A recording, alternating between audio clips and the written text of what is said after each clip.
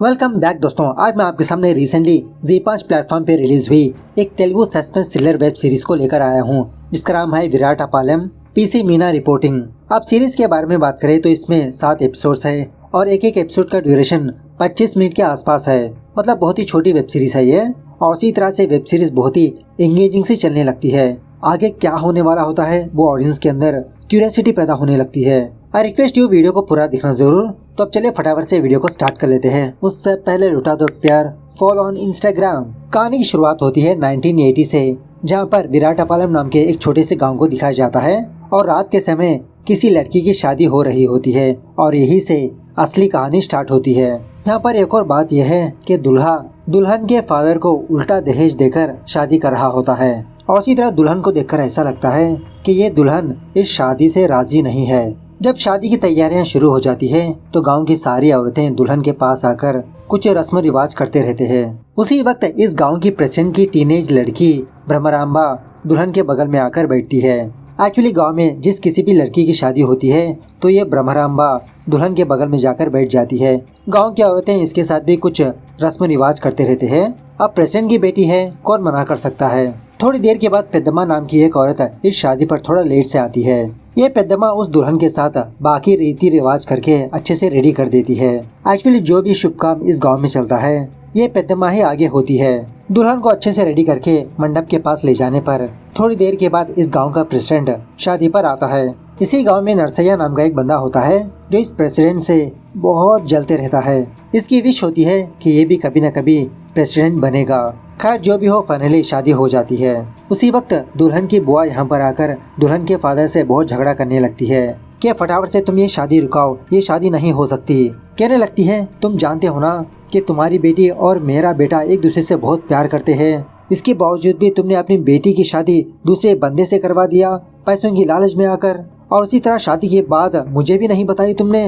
अब दुल्हन की माँ और बाकी लोग इस बंदी से रिक्वेस्ट करने लगते हैं कि अब तो इन दोनों की शादी हो चुकी है, प्लीज झगड़ा मत करो ना, आप भी सच्चे दिल से इन दोनों को आशीर्वाद दे दो। उसी वक्त दुल्हन खून की वॉमिटिंग करके उसी वक्त मर जाती है। मतलब शायद इस दुल्हन ने जहर पीकर आत्महत्या कर लिया।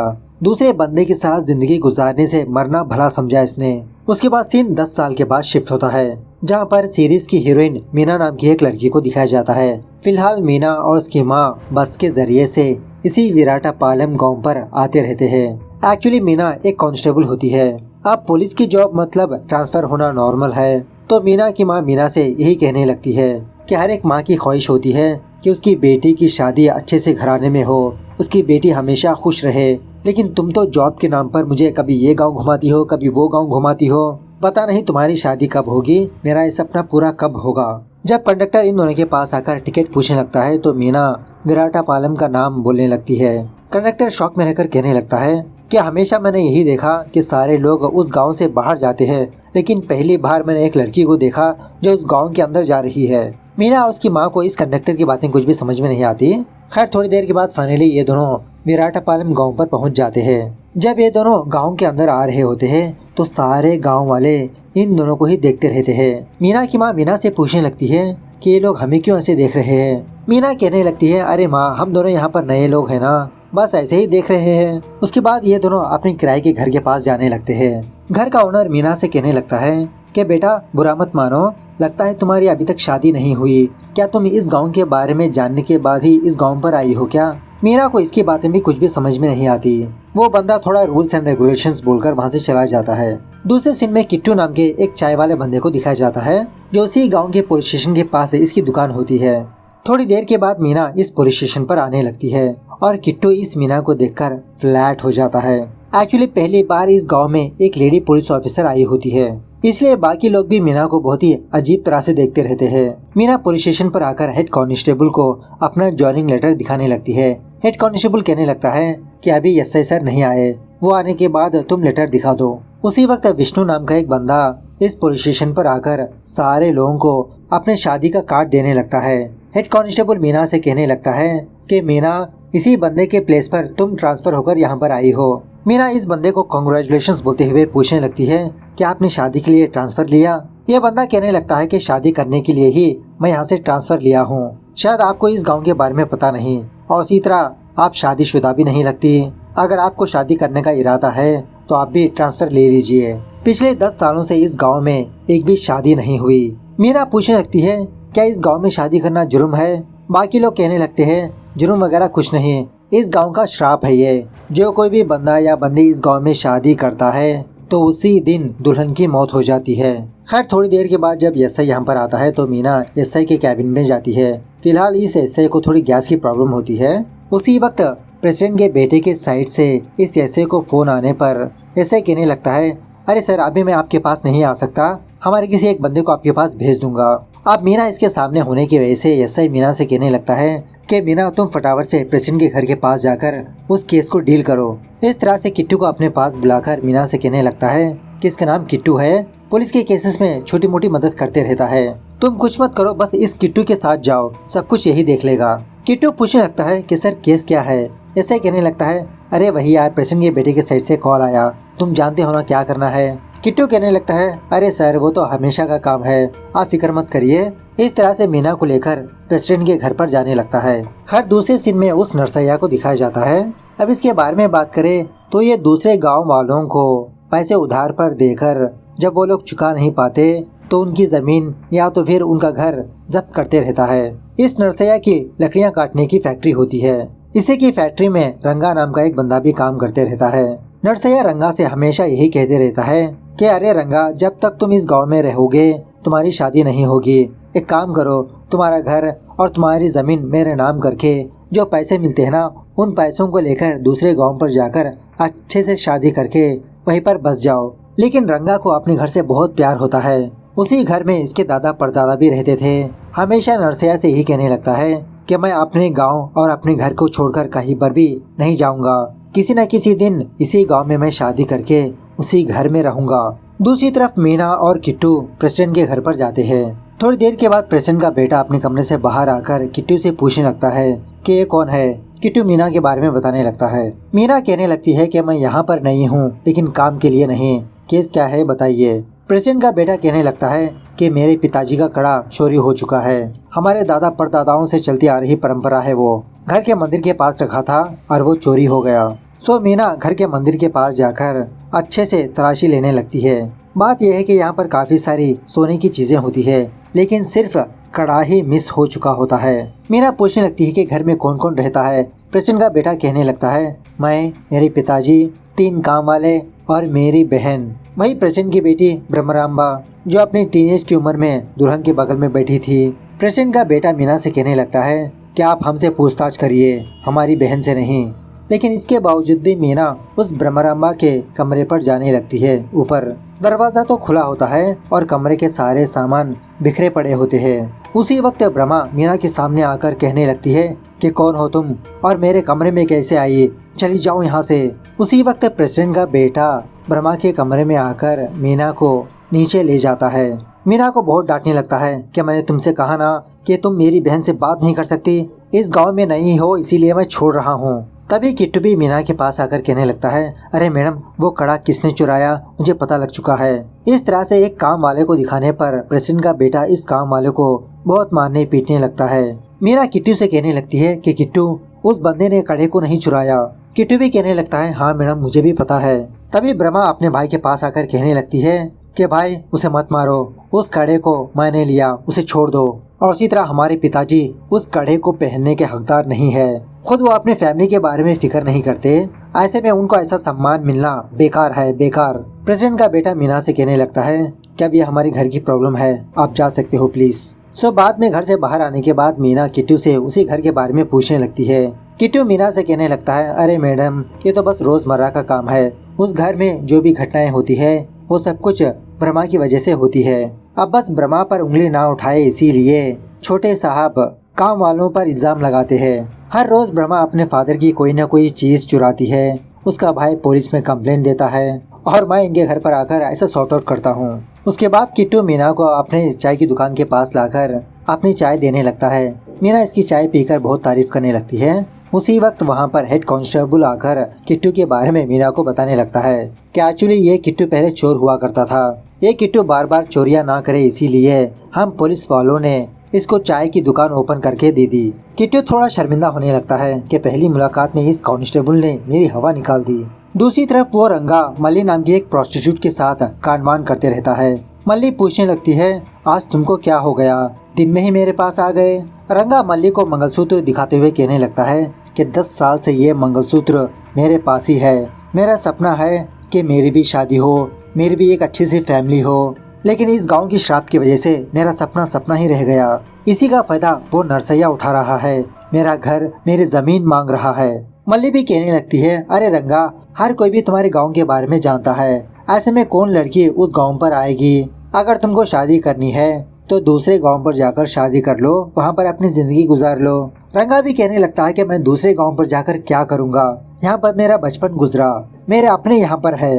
मल्ली भी कहने लगती है कि रंगा, कुछ चीजें पाने के लिए कुछ चीजें खोना पड़ता है। अब मुझे भी देख लो, मैंने भी सोचा था कि मैं भी शादी करके मेरी एक अच्छी सी फैमिली होगी, लेकिन मेरी जिंदगी ऐसी बन गई। रंगा कहने लगता है, चलो मल्ली, हम दोनों शादी कर लेते हैं। पहले तो मल्ली मना करने लगती है कि तुम दारू पीकर ये बातें कर रहे हो, लेकिन फाइनली बाद में ये दोनों डिसाइड कर लेते हैं कि ये दोनों अभी के अभी शादी कर लेंगे। इस तरह से ये दोनों उसी वक्त मंदिर के पास आते हैं। ऑलरेडी मंदिर के पास काफी सारे लोग होते हैं, प्रेसिडेंट, मीना, उसकी माँ, नरसैया।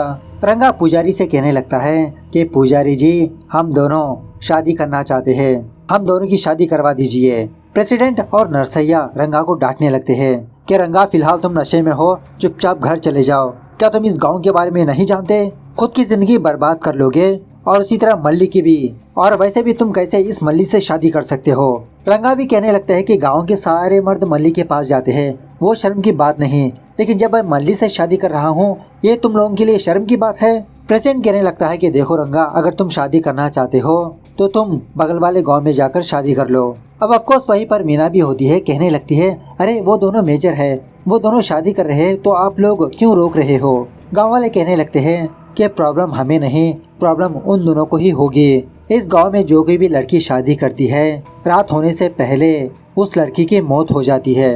पिछले 10 सालों से 7 दुल्हन मर चुके हैं इस गांव में, एक भी शादी पूरी नहीं हुई। उसी वक्त रंगा मल्ली के गले में मंगलसूत्र पहनाकर इससे शादी कर लेता है, सारे लोगों की बातों को इग्नोर करते हुए। खैर ये दोनों घर वापस आने के बाद रंगा घोड़े बेचकर सोने लगता है। अब मल्ली भी रंगा को डिस्टर्ब ना करते हुए वो नीचे ही सोने लगती है। उसी वक्त मल्ली को गांव वालों की बातें याद आने लगती है।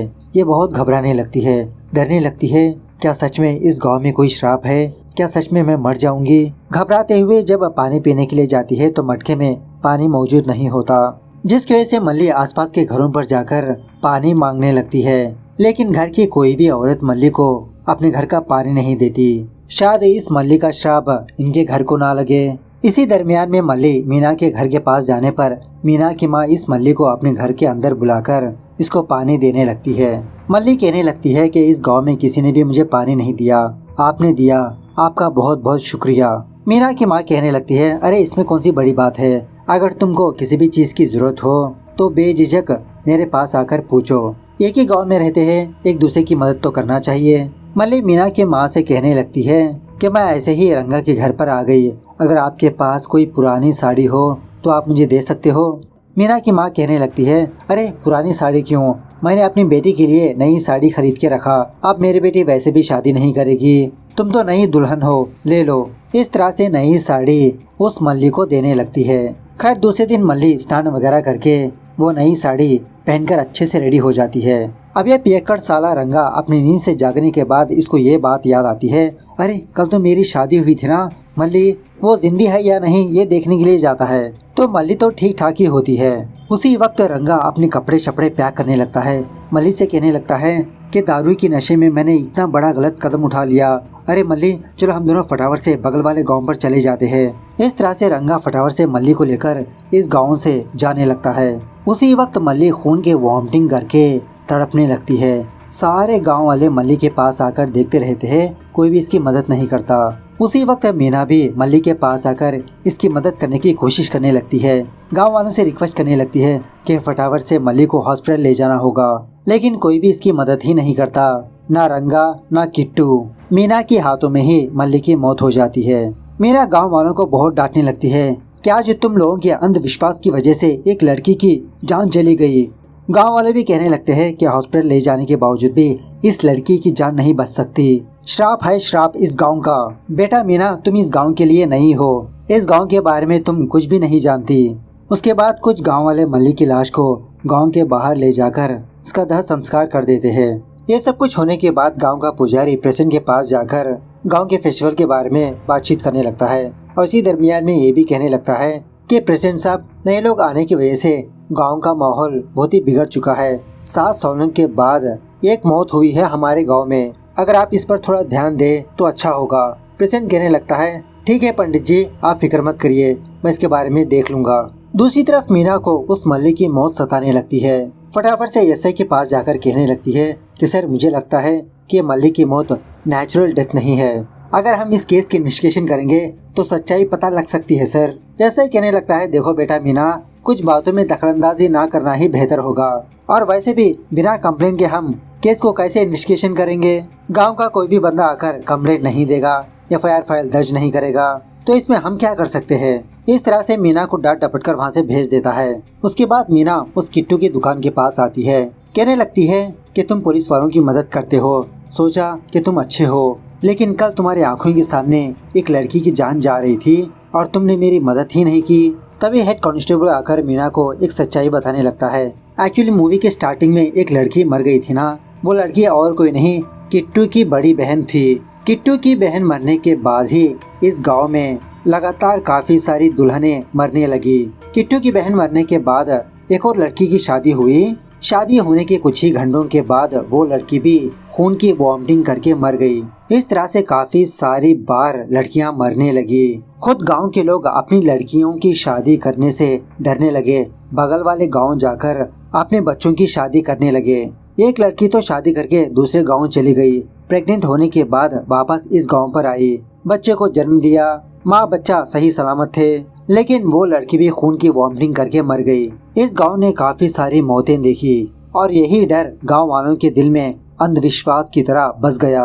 ऐसे में कौन तुम्हारी मदद करेगा, बोलो तुम ही। इसलिए किट्टू चाहकर भी मल्ली की मदद नहीं की। खैर दूसरे दिन गांव का प्रेसिडेंट मीना के घर पर आकर मीना की माँ से कहने लगता है कि मुझे मीना का धैर्य बहुत ही पसंद आया और मैं ये चाहता हूँ कि मेरे बेटे की शादी मीना से करवा दूँ, आप क्या कहते हो। मीना की माँ कहने लगती है कि मेरी भी ख्वाहिश है कि मैं भी मीना की शादी करवा दूं, लेकिन कल मैंने इस गांव की हालत अपनी आंखों से देखा, तो ऐसे में मेरी बेटी की शादी इस गांव में मैं नहीं करवाऊंगी, प्लीज हमें माफ कर दीजिए। तभी मीना कहने लगती है कि मैं इस शादी से राजी हूँ। प्रेसिडेंट कहने लगता है, चलो ये तो बहुत ही खुशी की बात है, तुम दोनों की शादी मैं बगल वाले गाँव में बहुत ही ग्रैंड से करवाऊंगा। मीना कहने लगती है, मैं शादी करूंगी तो इसी गाँव में करूंगी। यह सुनने के बाद मीना की माँ और प्रेसिडेंट शॉक में रह जाते हैं। उसके बाद वो प्रेसिडेंट अपने बेटे के पास आकर यही बात कहने लगता है कि मैंने तुम्हारी शादी उस मीना से तय कर दी। ये बंदा कहने लगता है कि पापा, मैं अभी शादी नहीं करना चाहता, मेरी बहन की शादी के बाद ही मैं शादी करूंगा। लेकिन प्रेसिडेंट नहीं मानता। वो लड़की हमारे गाँव के श्राप के बारे में जानते हुए भी इस शादी के लिए राजी हो गई। इससे अच्छी बात क्या है। तभी ब्रह्मा इन दोनों की बातें सुन लेती है। अब पता नहीं क्यों ब्रह्मा सारी सीरीज में सच धज कर ही रहती है, बेवड़ी कहीं पर जाती नहीं, हमेशा अपने घर में पड़ी रहती है। ब्रह्मा को देखकर ऐसा लगता है कि शायद ये इस शादी से राजी नहीं है। फटाफट से अपने कमरे पर जाकर किसी की शादी की कैसेट देखने लगती है। इस तरफ मीना की माँ मीना के पास आकर यही बात पूछने लगती है कि तुम इस शादी से राजी क्यों हो गई। नहीं बेटा, तुम मना कर दो, अगर शादी होने के बाद तुम्हें कुछ हो गया तो इस दुनिया में तुम्हारे अलावा मेरा कौन है। मीना भी कहने लगती है कि माँ तुम फिक्र मत करो, मुझे कुछ नहीं होगा। इस तरह से अपनी माँ को हौसला देने लगती है। अब सारे गांव में ये बात फैल जाती है कि मीना और प्रेसिडेंट के बेटे की शादी होने वाली है। सारे गांव वाले भी शौक में रह जाते हैं, अजीब अजीब तरह से बात करने लगते हैं मीना के बारे में, प्रेसिडेंट के बारे में। अब मीना की शादी की खबर किट्टू को भी पता चलने पर किट्टू थोड़ा अपसेट होने लगता है, क्योंकि किट्टू मीना को लाइकिंग शेकिंग करते रहता है ना। जब मीना इसके दुकान के पास आती है तो किट्टू कहने लगता है कि मुझे पता है मैडम, मल्ली की मौत अभी भी आपको सता रही है और आप केस के लिए ही इस शादी से राजी हो गए, लेकिन आपकी जान को खतरा हो सकता है मैडम। मीना भी कहने लगती है, हाँ तुमने सही कहा किट्टू, मेरे पास अब यही एक रास्ता बचा था सच्चाई के बारे में पता लगाने के लिए। और उसी तरह किट्टू को एक काम सौंपने लगती है, मतलब शादी होने से पहले एक काम कर दो। उसके बाद मीना इस गांव के पोस्ट ऑफिस पर जाकर किसी से फोन में बात करने लगती है। और ये भी कहने लगती है कि अब मैं वहाँ पर नहीं आ सकती, आप मेरे एड्रेस पर पोस्ट कर दीजिए। इस तरह से अपना एड्रेस भी बताने लगती है। उसी वक्त वो औरत पेद्दम्मा अपने बेटे के साइड से लेटर लेने के लिए यहाँ पर आकर मीना से मुलाकात करके इसके शादी के बारे में पूछने लगती है और ये भी कहने लगती है, अरे बेटा तुम इस गांव में क्यों शादी कर रही हो, अच्छा खासा टाउन में जाकर वहाँ पर शादी कर लो। मीना कहने लगती है, अगर सारे लोग ऐसे ही चले जाएंगे तो गांव किसको कहेंगे। पेद्दम्मा कहने लगती है, क्या करें बेटा, गांव की हालत ही ऐसी है, आप मुझे ही देख लो, मेरा बेटा टाउन में काम करता है और मैं अपने गांव को छोड़ नहीं सकती। वो वहाँ से लेटर्स या तो फिर पैसे मुझे भेजता रहता है। अगर तुम्हें कुछ हो गया तो तुम्हारी माँ का क्या होगा, तुम्हारे माँ के बारे में भी सोचो बेटा, मैं भी एक माँ हूँ ना, इसीलिए तुमको समझा रही हूँ। लेकिन फिर भी मीना नहीं मानती, इसी जिद पे अड़ी रहती है कि शादी करेगी तो करेगी। खैर अब 2 दिनों के बाद शादी होने वाली होती है तो सारे गाँव वाले मीना और उसकी माँ की मदद करते रहते हैं, मतलब शादी की तैयारियां में इनकी मदद करते रहते हैं। ये दोनों इस गांव पर नए हैं ना, इसीलिए। मीना को रेडी शेडी करने के बाद मीना को मंदिर के पास ले जाते हैं। अब मीना और उसकी माँ को इस गांव के रीति रिवाज के बारे में पता नहीं होता ना, तो गांव वाले मीना को कुछ रीति रिवाज बोलने लगते हैं। मीना को एक बड़ा सा घड़ा देकर पानी से त्रिशूल को अभिषेक करने के लिए कहते हैं। मीना उसी तरह से 3 बार करती है और आखिरी पानी का घड़ा अपने घर पर ले जाकर शादी वाली रात को इसी पानी से स्नान करने के लिए कहते हैं और उसी तरह शादी होने तक मीना कुछ भी ना खाए। उसी शाम मीना मंडप पर बैठने के बाद पुजारी मीना को नई साड़ी देते हुए चेंज करने के लिए कहता है। उसी वक्त प्रेसिडेंट मीना के पास आकर अपना पुश्तैनी हार देने लगता है, लेकिन ये हार मीना को देना ब्रह्मा को बिल्कुल भी पसंद नहीं होता। कहने लगती है कि पापा ये मेरी माँ का हार है। प्रेसिडेंट भी कहने लगता है कि अब ये मीना का हार है, मीना हमारे घर की होने वाली बहू है, तुम ज्यादा बहस मत करो, चुपचाप खड़ी रहो। खैर थोड़ी देर के बाद मीना की माँ और एक और औरत कमरे पर आकर मीना को बुलाने लगते हैं। मतलब मीना साड़ी बदलने के लिए कमरे में गई, अभी तक बाहर नहीं आई। बार बार दरवाजा खटखटाने पर भी मीना की साइड से कोई भी रिस्पॉन्स नहीं आता। उसी वक्त किट्टू भी यहाँ पर आकर दरवाजा खटखटाने लगता है कि मैडम दरवाजा ओपन करिए। तब जाके मीना दरवाजा ओपन करती है और किट्टू मीना के हाथ में एक लेटर देने लगता है। उसके बाद मीना मंडप में आकर बैठती है और जब प्रेसिडेंट का बेटा मीना के गले में मंगलसूत्र पहनाने वाला होता है, उसी वक्त मीना खून की वॉमिटिंग करने लगती है। इसी हालत में मीना किट्टू को अपनी आंखों से कुछ इशारा करने लगती है। सो किट्टू फटाफट से एक वैद्य के पास जाकर कोई जड़ी बूटी पूछने लगता है, मतलब कुछ दवाई पूछने लगता है। दवाई हासिल करके फटाफट से मीना के पास आकर उस दवाई को पिलाने लगता है। तब जाके मीना की जान बच जाती है। उसके बाद सारे लोग मीना को हॉस्पिटल पर पहुंचाते हैं। डॉक्टर चेकअप करके कहने लगता है कि अब मीना खतरे से बाहर है। वो आयुर्वेदिक की दवा देने की वजह से बॉडी में जहर ज्यादा नहीं फैला। अब मीना ठीक ठाक होने के बाद अपने ही पुलिस स्टेशन पर आकर एसआई को कंप्लेंट देने लगती है कि सर मैं कंप्लेंट देना चाहती हूँ, मुझे किसी ने इस गाँव में मारने की कोशिश की। एसआई पूछने लगता है कि तुम तो कंप्लेंट फाइल करोगी बेटा, लेकिन लीड्स कहाँ पर है, मतलब किस बलबूते पर हम केस की इन्वेस्टिगेशन करेंगे। मीना एसआई को 2 रिपोर्ट्स देने लगती है, एक मल्ली की ब्लड रिपोर्ट और दूसरी इसकी खुद की ब्लड रिपोर्ट। इन दोनों के खून में एक ही जहर मिला हुआ था। अब तक इस गांव में जो भी लड़कियां मरी वो कोई श्राप नहीं था, किसी ने उन दुल्हनों को जानबूझकर मारा गया जहर देकर। ऐसा क्रूर किस्म का बंदा अभी भी इस गांव में घूम रहा है। ऐसे भी कहने लगता है, ठीक है मीना बेटा, इस केस को तुम ही इन्वेस्टिगेट करो, कुछ भी मदद चाहिए तो मैं तुम्हारी मदद करूंगा। उसके बाद जब मीना वापस अपने घर पर आती है तो मीना की माँ अपने कपड़े शपड़े पैक करने लगती है। कहने लगती है कि फटाफट से हम दोनों इस गांव से निकल चलेंगे। इतना सब कुछ होने के बावजूद भी तुम इसी गांव में रहना चाहती हो, मौत के मुंह से बाहर आई हो तुम। मीना अपनी माँ को समझाने लगती है कि माँ ये सब कुछ अंधविश्वास की बातें हैं, कोई हत्यारा इतने सारी लड़कियों को मार रहा है, मुझे उसे पकड़ना होगा। लेकिन मीना की माँ कहने लगती है कि जब तक तुम इस गांव से बाहर नहीं आती उसे बात मत करना। इस तरह से मीना से इकट्ठी कर लेती है। उसके बाद मीना इस केस की इन्वेस्टिगेशन करना स्टार्ट करती है। पहले तो सारे लड़कियों के डिटेल्स हासिल करने लगती है, जो लोग इस गांव में मरे, किट्टू की बहन से लेते हुए मल्ली तक। लेकिन मीना को कुछ भी लीड ही नहीं मिलती और ऊपर से किसी ने एफआईआर दर्ज भी नहीं किया। मरने के बाद लड़की का पोस्टमार्टम भी नहीं किया गया। किट्टू कहने लगता है कि पुरानी बातें छोड़िए मैडम, लेकिन जब आपकी शादी हो रही थी आपके साथ क्या हुआ वो आप अच्छे से याद करिए। मीना कहने लगती है, तुमने देखा ना किट्टू, शादी में कुछ ज्यादा लोग नहीं थे और इसी तरह मैं दुल्हन बनने के बाद मैंने कुछ भी नहीं खाया पिया, तो ऐसे में वो जहर मेरे शरीर के अंदर कैसे आया होगा। हाँ मुझे एक बात याद आई, पूजा के वक्त पवित्र पानी पिया मैंने और वो पानी पिलाने वाली भ्रमरांबा थी। ब्रह्मा को पहले से ये शादी पसंद नहीं थी। किट्टू कहने लगता है कि मैडम हर शादी में ये ब्रह्मा दुल्हन के बगल में जाकर बैठा करती थी। मीना कहने लगती है किट्टू हम डायरेक्टली ब्रह्मा से पूछताछ नहीं कर सकते, एक और ठोस सबूत चाहिए उसके खिलाफ। तो उसी रात किट्टू मीना को प्रेसिडेंट के घर के पास ले जाने लगता है। चोरी चुपके ये दोनों ब्रह्मा के कमरे पर जाते हैं। प्रेसिडेंट और ब्रह्मा फिलहाल अपने घर पर मौजूद नहीं होते। उसी घर में मीना एक VCR को देखती है। जब कैसेट प्ले करने लगती है तो एक्चुअली ब्रह्मा की शादी की कैसेट होती है वो। ये देखकर ये दोनों शॉक में रह जाते हैं कि ब्रह्मा की शादी कब हुई और ये वीडियो कब बना। उसी वक्त प्रेसिडेंट का बेटा और ब्रह्मा कमरे पर आकर मीना और किट्टू को देखकर बहुत डांटने लगते हैं। मीना भी कहने लगती है कि मेरे केस में ब्रह्मा प्राइम सस्पेक्ट है। पूजा के टाइम तुमने मुझे पवित्र पानी दिया, उसी में तुमने जहर मिलाया होगा। ब्रह्मा कहने लगती है कि वो पानी मुझे तुम्हारी माँ ने ही दिया तुम्हें देने के लिए। ये सुनने के बाद मीना शॉक में रह जाती है। प्रेसिडेंट से माफी मांगकर चुपचाप वहाँ से चली जाती है। बाद में मीना अपनी माँ के पास जाकर इसी के बारे में पूछने लगती है। इसकी माँ भी यही कहने लगती है, हाँ उस पवित्र जल को मैंने ही ब्रह्मा को दिया, ब्रह्मा ने तुमको दिया और बाद में वही पवित्र जल हमने भी पिया। मीना समझ जाती है कि जिसका मतलब उस पवित्र जल में जहर नहीं था। उसी वक्त प्रेसिडेंट मीना के घर पर आकर शादी तोड़ने की बात करता है। मीना भी इसके लिए ओके कह देती है। प्रेसिडेंट से उस वीडियो के बारे में पूछने लगती है कि सारे गाँव वाले यही समझ रहे हैं कि ब्रह्मा की शादी नहीं हुई, लेकिन वो शादी की कैसेट कैसे आई। प्रेसिडेंट कहने लगता है कि एक्चुअली मेरी बेटी कम जाति लड़के के साथ प्यार करके शादी करने चली थी। मैंने अपने आदमियों की मदद से उस लड़के को गांव से भगा दिया, इसीलिए मेरी बेटी मुझसे नफरत करती है।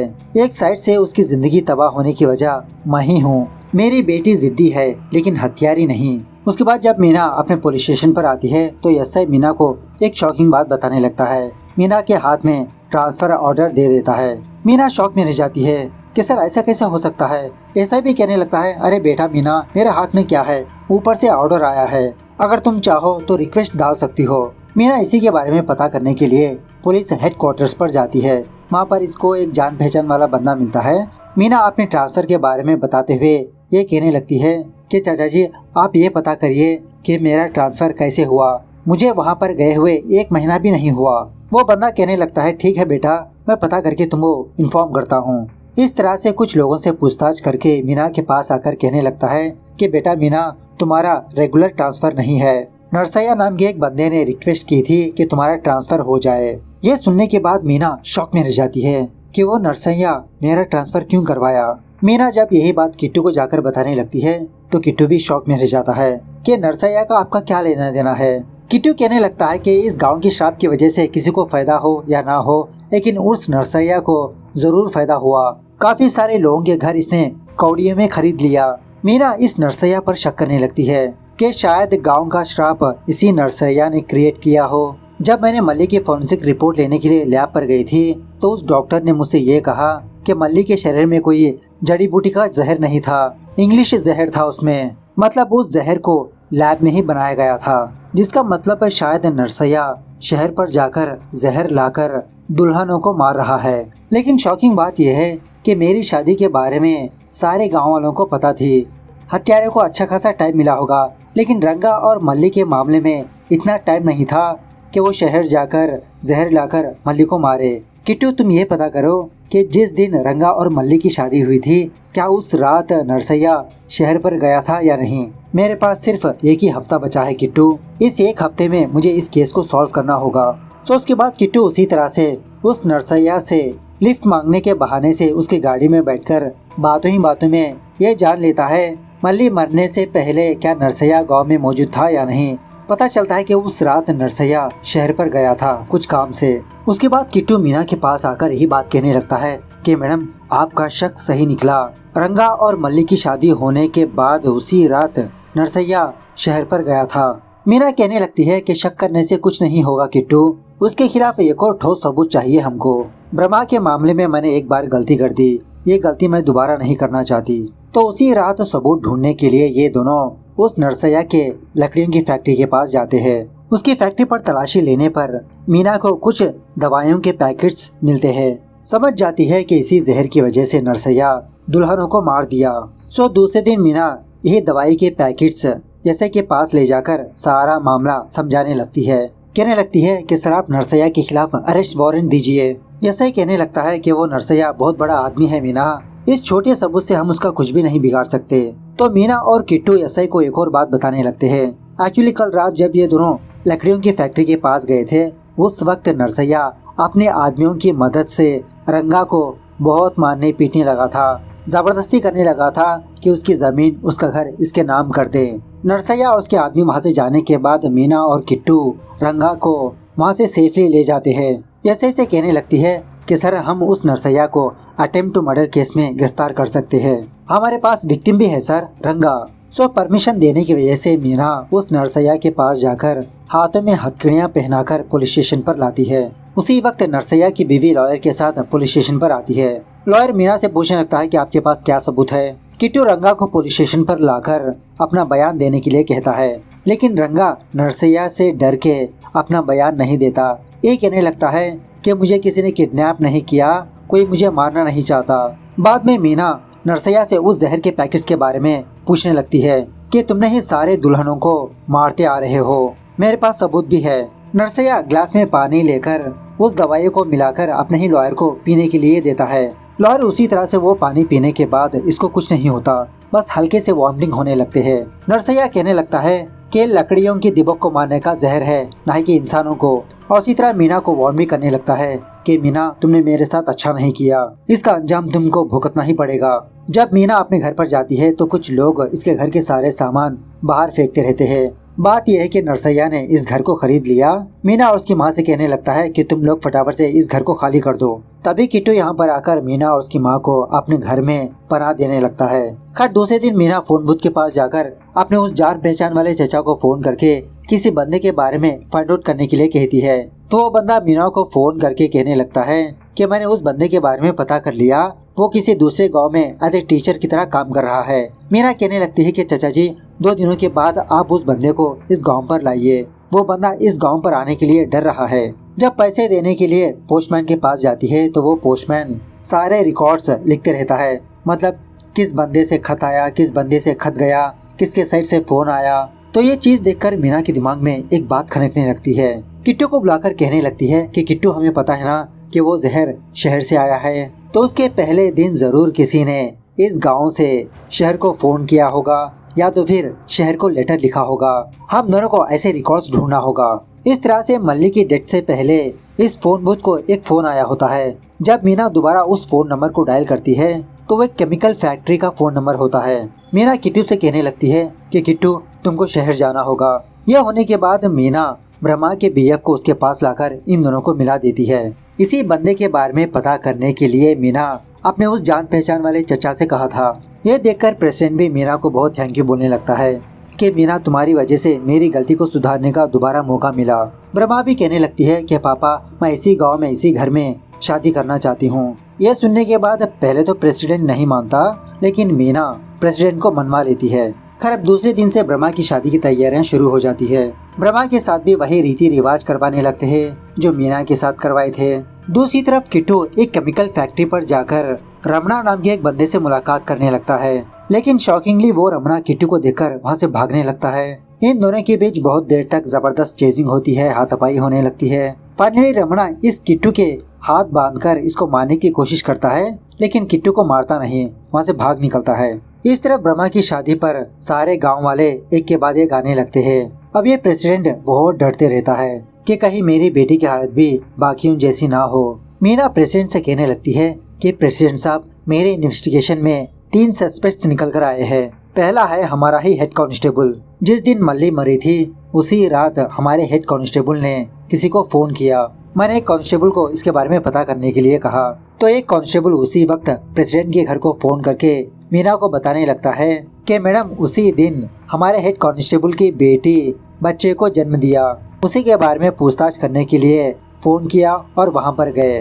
प्रेसिडेंट पूछने लगता है कि मीना दूसरा सस्पेक्ट कौन है, तो मीना की नजर में दूसरा सस्पेक्ट इसी गांव का पुजारी होता है। उसी वक्त किट्टू मीना के पास आकर जो हुआ वो सारी बात बताने लगता है, भाई उस रमणा के बारे में। इसकी थोड़ी देर के बाद फाइनली ब्रह्मा की शादी हो जाती है। तभी किट्टू ये देखता है किसी बिल्डिंग के ऊपर एक बंदा चोरी चुपके देख रहा है ये शादी।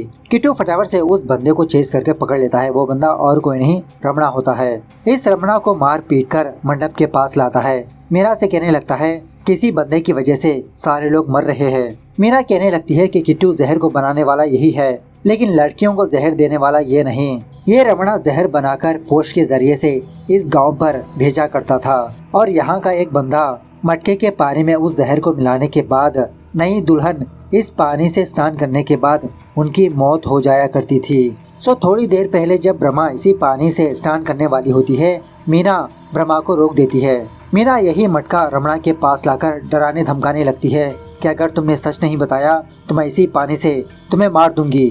तभी गांव की पेदम्मा आकर इस मटके को दूर फेंक देती है। यह रमणा और कोई नहीं, इसका ही बेटा होता है। मीना पूछने लगती है कि इतने सालों से आपने इतनी सारी लड़कियों की जान क्यों ली? तो पेदम्मा जो हुआ वो सारी बातें गांव वालों को बताने लगती है।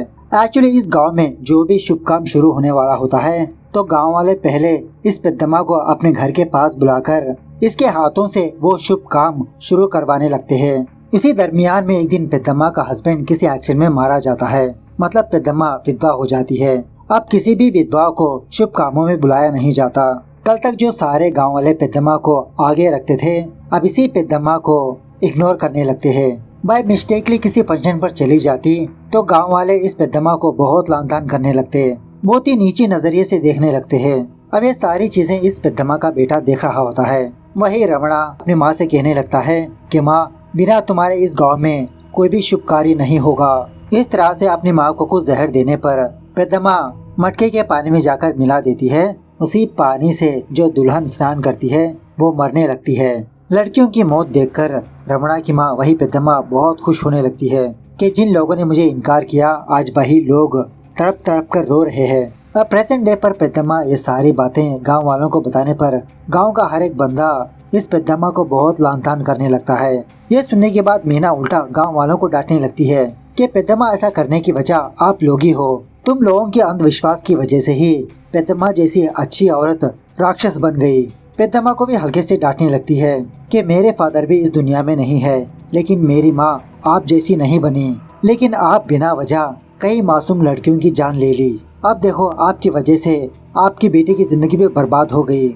इसी बातों में पेदम्मा वो जहर खाकर आत्महत्या कर लेती है। इस तरह से फाइनली ये होल सीरीज दी एंड होती है। तो सीरीज कैसे लगी कमेंट करके बताना जरूर। मिलता है अगली वीडियो में, तब तक take care, bye bye, see you soon.